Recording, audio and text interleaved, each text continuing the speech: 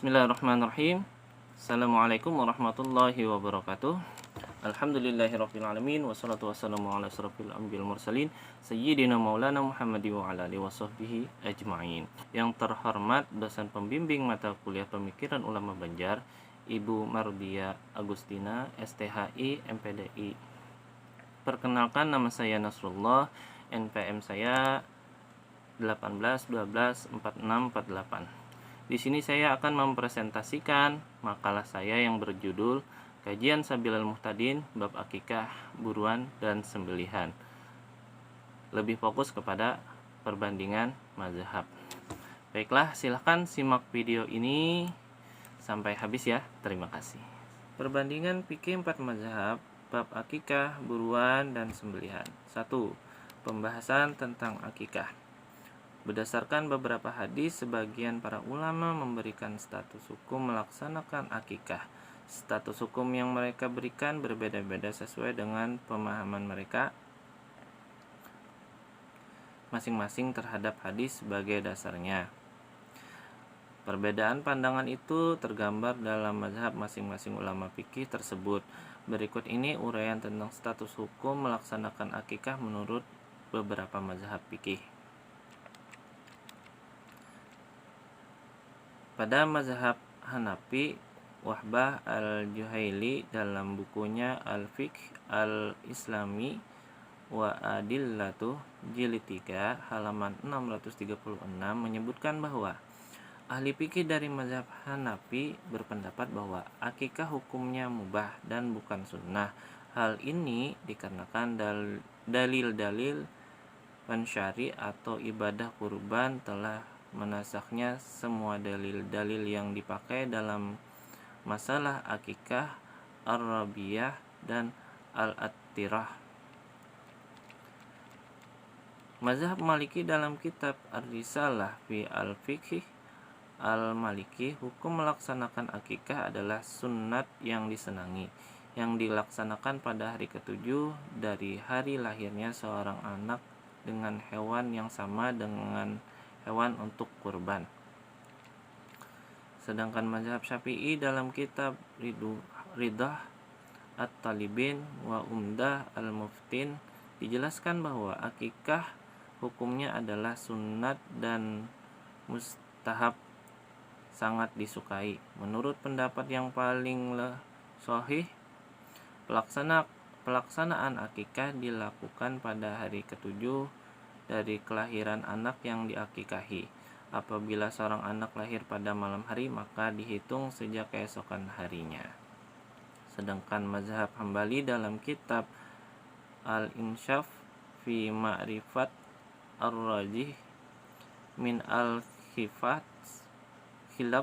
al-Khilaf ala mazhab Al-Imam Ahmad bin Hambal jilid 4 halaman 100, dalam mazhab Hambali akikah hukumnya sunnat muakkadah yang dibebankan kepada ayah orang tua, baik ayahnya tergolong mampu maupun tidak mampu. Inilah pendapat terbanyak dari ulama mazhab Hambali. Tetapi ada yang mengatakan hukum akikah adalah wajib. Di antara mereka yang berpendapat demikian adalah Abu Bakar, Abu Ishaq Al-Barmaki, dan Abu Al-Wafa. Yang disyariatkan adalah 2 ekor kambing untuk akikah anak laki-laki dan 1 ekor kambing untuk anak perempuan. 2. Pembahasan tentang buruan. Berburu ialah suatu hal yang sudah ada sejak lampau. Pada zaman dahulu, kebanyakan kaum Arab dan umat dunia yang lain bergantung kehidupannya atas pemburuan. Sebab itulah Al-Quran dan Sunnah Nabi memandang berat terhadap perkara ini. Kemudian para ulama pula telah mengkhususkan beberapa bab yang tersendiri, di mana padanya dijelaskan apa yang halal dan haram dari perkara pemburuan itu. Menurut Hanafiyah, boleh hukumnya berburu hewan yang ada di darat maupun yang ada di laut, baik yang boleh dimakan maupun yang tidak boleh dimakan. Untuk hewan yang boleh dimakan, yang manfaatnya adalah daging dan segala anggota tubuhnya.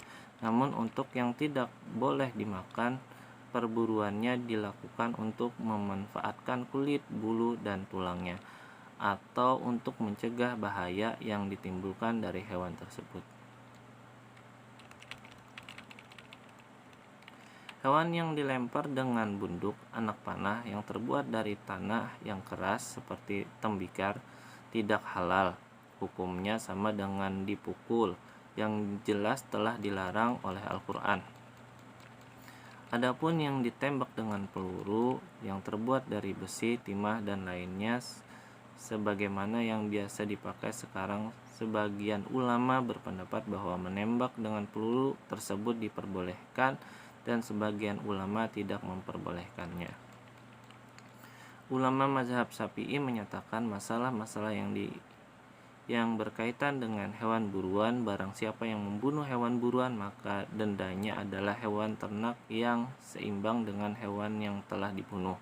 Setiap kali hewan buruan terbunuh maka hendaknya diperhatikan mana di antara hewan ternak yang besarnya seimbang dengan hewan buruan tersebut, lalu dijadikan sebagai tebusan. Begitulah seterusnya.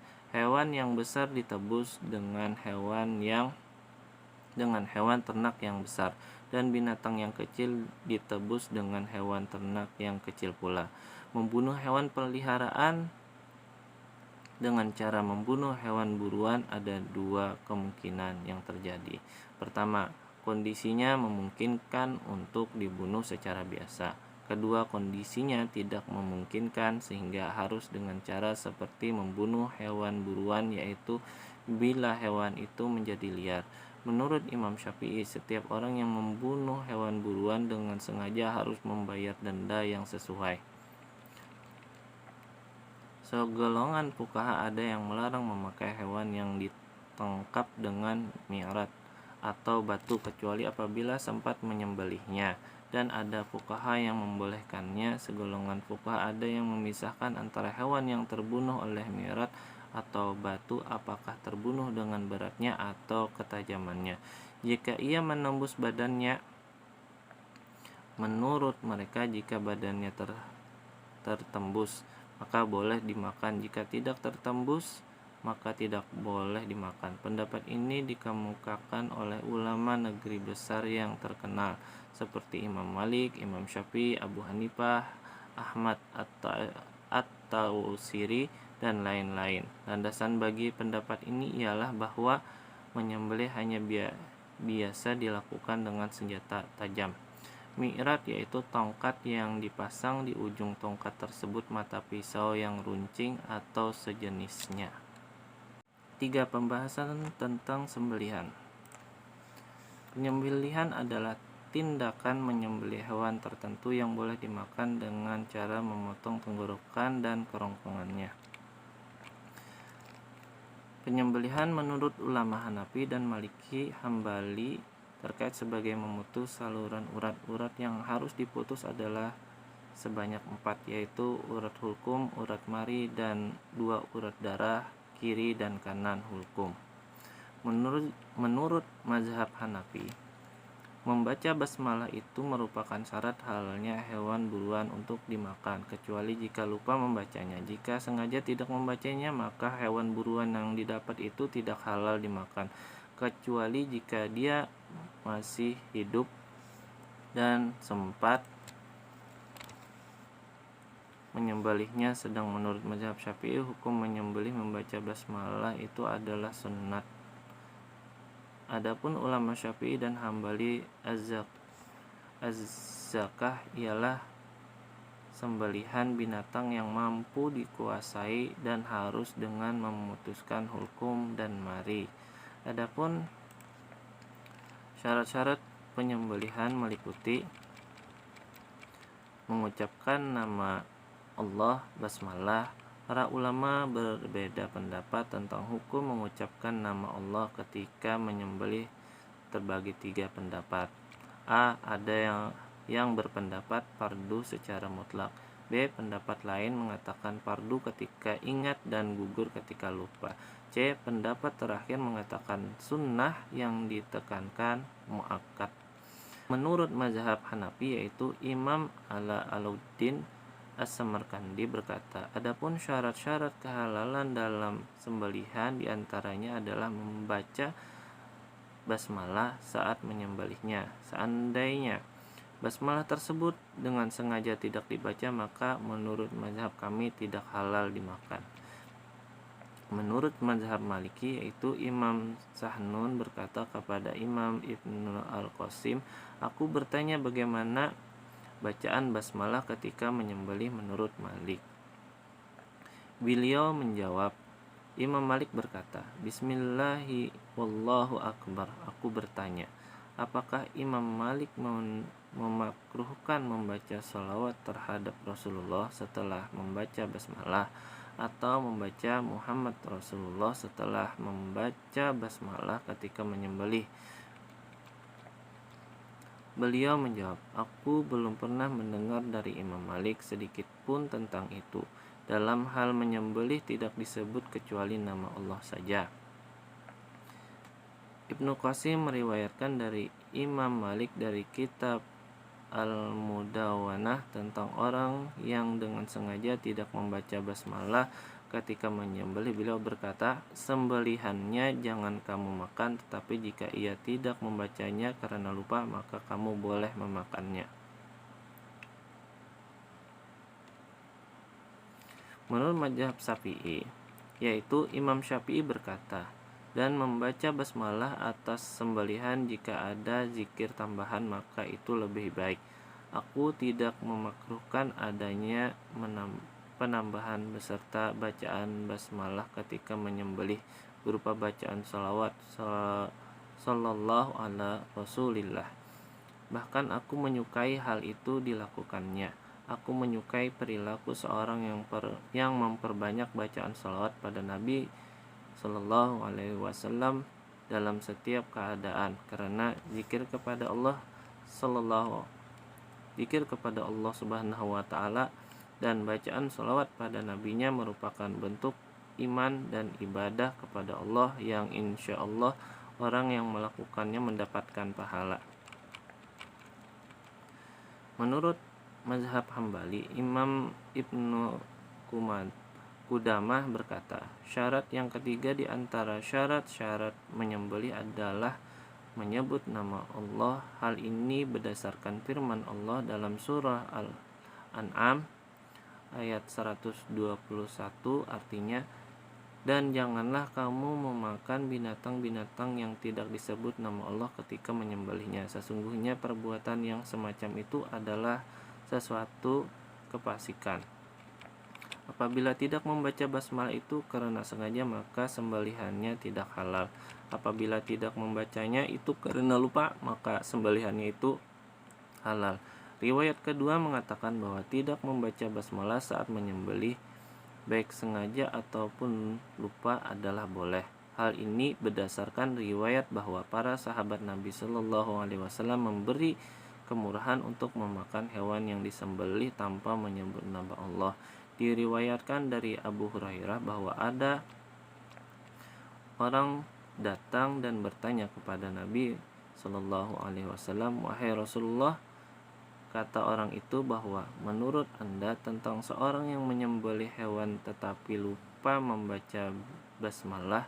Nabi menjawab, nama Allah ada pada setiap hati seorang muslim. Riwayat ketiga dari Imam Ahmad adalah tidak boleh meninggalkan bacaan basmalah, baik ketika dengan sengaja maupun karena lupa. Hal ini berdasarkan firman Allah Subhanahu wa taala dalam surah Al-An'am ayat 121, artinya, dan janganlah kamu memakan binatang-binatang yang tidak disebut nama Allah ketika menyembelihnya, karena apabila sesuatu itu dijadikan syarat, maka sesuatu itu tidak boleh ditinggalkan dengan alasan lupa, seperti wudhu sebagai syarat sahnya sholat. Riwayat yang keempat menurut Imam Ahmad mengatakan bahwa membaca basmalah merupakan syarat yang dikhususkan untuk orang muslim. Ada juga riwayat sebaliknya bahwa membaca basmalah hanya khusus untuk ahli kitab karena di dalam diri orang muslim terdapat nama Allah. Bagian B, kesimpulan. Perbandingan fikih 4 mazhab tentang bab akikah Bab buruan dan sembelihan, ada beberapa perbedaan pendapat mazhab dapat kita ketahui mengenai akikah, bahwa menurut Imam Hanafi, akikah hukumnya mubah. Menurut Imam Maliki, hukum melaksanakan akikah adalah sunnat yang disenangi. Menurut Imam Syafi'i, akikah hukumnya adalah sunnat dan mustahab.